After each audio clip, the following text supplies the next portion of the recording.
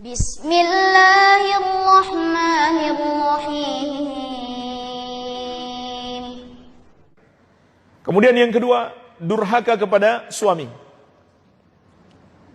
Seorang istri yang durhaka kepada suami. Jemaah sekalian, terutama kaum wanita, ini jangan dipandang remeh. Ini adalah dosa yang sangat besar. Kita sudah pahami bersama, durhaka pada orang tua adalah dosa yang sangat besar. Tetapi wanita yang durhaka kepada suami lebih besar lagi. Kenapa? Karena hak suaminya lebih tinggi daripada hak orang tuanya. Oleh karena itu Rasulullah SAW memberi peringatan keras dari apa yang telah beliau saksikan, yang diperlihatkan kepada beliau. Dalam hadis yang diriwayatkan Al-Bukhari dan Muslim dari Imran bin Husain dan Ibnu Abbas radhiyallahu anhuma, Rasulullah SAW bersabda, "Ittala'tu fil jannah, fara'aitu aktsara ahliha al-fuqara." Aku melihat ke surga, maka aku dapati kebanyakan penghuninya adalah orang-orang fakir, orang-orang miskin. Kenapa jemaah sekalian? Di surga itu kebanyakan orang miskin. Karena lebih banyak manusia yang lolos ujian kemiskinan daripada ujian kekayaan. Dan karena hisab harta itu berat. Ditanya, dari mana kita dapatkan satu persatu harta kita, rupiah demi rupiah harta kita, dan ditanya kemana kita belanjakan. Makanya kebanyakan penghuni surga adalah orang-orang miskin. Bukan berarti orang kaya tidak masuk surga.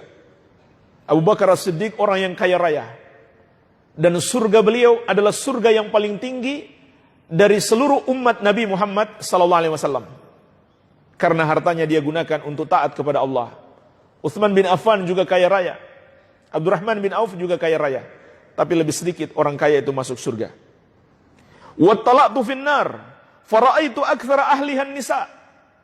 Dan aku pun melihat ke neraka, maka aku dapati kebanyakan penghuninya adalah kaum wanita. Inilah jemaah sekalian, sebuah hadis yang memberi peringatan keras kepada kaum wanita. Kebanyakan penghuni neraka adalah kaum wanita. Dalam riwayat yang lain, Rasulullah SAW bersabda, "Uritun nar, fa idza aktsaru ahlihan nisa yakfurna." Aku diperlihatkan neraka. Ternyata kebanyakan penghuninya adalah kaum wanita. Kemudian Nabi SAW menjelaskan, mengapa kaum wanita yang terbanyak menghuni neraka? Kata beliau, yakfurna, mereka melakukan kekufuran. Qila ayakfurna billah. Maka beliau ditanya, ya Rasulullah, apakah mereka kufur kepada Allah? Qala, Nabi SAW mengatakan, tidak, bukan itu maksudnya.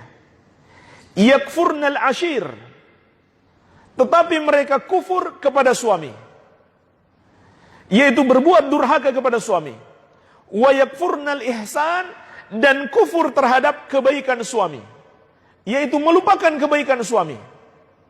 Terlebih lagi ketika suaminya melakukan satu kesalahan, hanya dengan satu kesalahan itu dia lupa 100 kebaikan suami.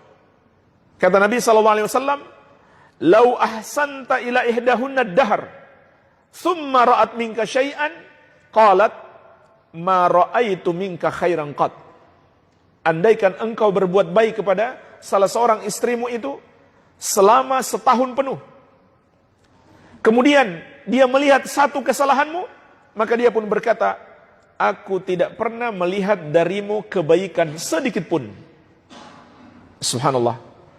Hanya karena satu kesalahan suaminya, dia lupakan banyak sekali kebaikan suaminya kepadanya. Inilah jemaah sekalian, termasuk kedurhakaan kepada suami. Dalam riwayat yang lain, riwayat Muslim dari Jabir radhiyallahu anhu, Nabi SAW juga menyebutkan di situ sebabnya. Li'anna kunna tukthirna syakata wa takfurna al-ashir. Karena kalian, wahai para wanita, banyak mengeluh dan kufur terhadap suami. Banyak mengeluh di sini, kata para ulama, mengandung dua makna.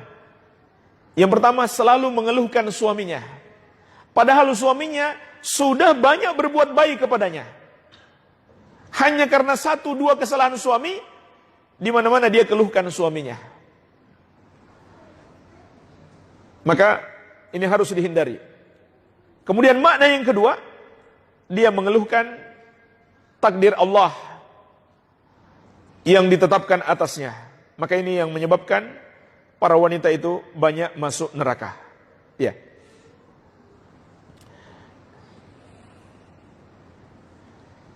Dan termasuk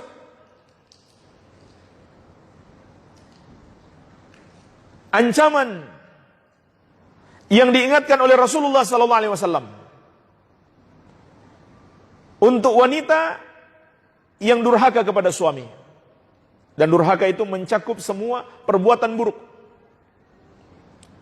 Semua perbuatan buruk seorang istri kepada suami itu disebut kedurhakaan. Atau semua perintah dan keinginan suami yang tidak mau ditunaikan oleh istri, maka itu adalah kedurhakaan. Kecuali kalau suaminya menginginkan istrinya atau menyuruh istrinya melakukan maksiat kepada Allah, maka tidak boleh dia taat kepada suami. Itu bukan kedurhakaan. Kalau dia menentang suaminya yang menginginkan dia untuk melakukan dosa. Karena Nabi SAW telah menegaskan, la ta'ata li makhlukin fi maksiatil khaliq. Tidak boleh taat kepada makhluk dalam bermaksiat kepada Allah Sang Pencipta. Tetapi kalau suami menginginkan dia melakukan atau memerintahkan seorang istri melakukan apa saja yang tidak bertentangan dengan syariat, wajib baginya untuk selalu taat selama dia mampu melakukannya. Kalau dia tidak taat, maka itu termasuk kedurhakaan. Dalam hadis yang diriwayatkan Imam At-Tabarani dari Ibnu Umar radhiyallahu anhuma, Rasulullah sallallahu alaihi wasallam mengingatkan, "Ithnatani au ithnani la tujawizu salatuhuma ru'usahuma." Ada dua orang yang solatnya tidak melampaui kepala mereka. Maksudnya solat mereka tertahan, belum diterima oleh Allah Azza wa Jalla. Yang pertama, abdun abik min mawalihi hatta yarja' ilaihim. Seorang hamba atau seorang budak yang melarikan diri dari tuannya sampai dia kembali kepada mereka. Wa mra'atun asad zaujaha hatta tarji'ah. Yang kedua, seorang wanita yang menentang suaminya sampai dia kembali bertobat. Maka solatnya tertahan, tidak diterima oleh Allah Azza wa Jalla. Jadi ini juga peringatan keras bagi para wanita. Termasuk kedurhakaan istri kepada suami, tidak mau mendatangi suami ketika suami mengajaknya ke ranjangnya. Maksudnya untuk berhubungan badan. Sebagaimana dalam hadis Abu Hurairah radhiyallahu anhu yang diriwayatkan Al-Bukhari dan Muslim. Rasulullah sallallahu alaihi wasallam mengingatkan, "Idza da'a rajulun ra'atahu ila firashihi falam ta'tihi fabata ghadbana 'alaiha la'anatha al-malaikatu hatta tusbiha." Apabila seorang suami mengajak istrinya ke ranjangnya, tapi istrinya tidak mau mendatanginya, tidak mau melayani suaminya, kemudian suaminya itu tidur di malam itu dalam keadaan marah kepadanya, maka para malaikat melaknatnya sampai pagi. Subhanallah, dilaknat oleh para malaikat. Bahkan dalam hadis yang diriwayatkan Imam At-Tirmidzi dari Talq bin Ali, Rasulullah sallallahu alaihi wasallam bersabda, "Ayyuma rajulin da'a zaujatahu lihajatihi falta'tihi walau kanat 'alat tannur." Wanita mana saja, istri mana saja yang dipanggil oleh suaminya untuk memenuhi hajatnya, maka hendaklah istri itu datang memenuhi panggilan suami, walaupun ia sedang memasak roti di atas tungku api. Walau sedang sibuk memasak, sibuk kerja, hendaklah dia datang memenuhi panggilan suami. Artinya, semua pekerjaan rumah itu bisa ditunda. Penuhi dulu apa yang menjadi hajat suami. Bahkan disebutkan dalam riwayat yang lain, walaupun dia mau keluar karena satu hajat, dan dia sudah berada di atas kendaraannya, hendaklah dia turun memenuhi panggilan suami.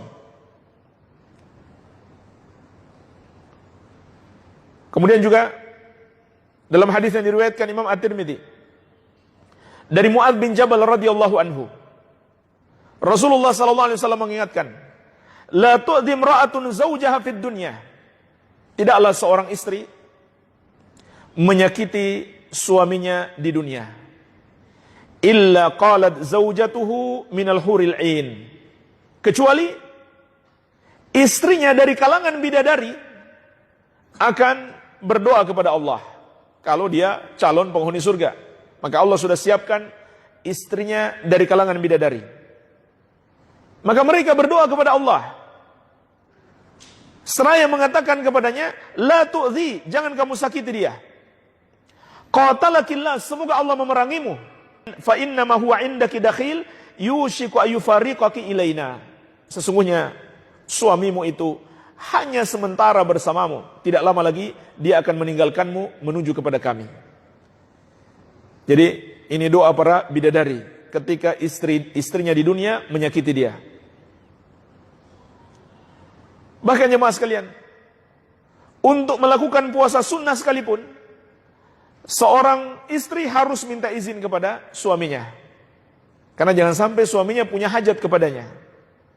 Sebagaimana dalam hadis yang diriwayatkan Al-Bukhari dan Muslim dari Abu Hurairah radhiyallahu anhu, Rasulullah sallallahu alaihi wasallam bersabda, "La yahillu limra'atin an tasuma wa zawjuha syahidun illa bi'idhnih." Tidak halal bagi seorang wanita melakukan puasa dalam keadaan suaminya sedang ada di rumah kecuali dengan izin suaminya. Tapi maksudnya di sini adalah puasa sunnah. Kalau puasa Ramadan, puasa wajib, tidak harus minta izin kepada suami. Bahkan kalau suami melarang, maka dia berdosa besar, nggak boleh ditaati. Kemudian lanjutan hadis, wala ta'zan fi baitihi illa bi'iznih. Dan tidak boleh dia mengizinkan seorang pun masuk ke rumahnya. Tidak boleh seorang istri mengizinkan seorang pun masuk ke rumah suami tanpa izin darinya. Baik, inilah jemaah sekalian, dosa besar kaum wanita durhaka kepada suami.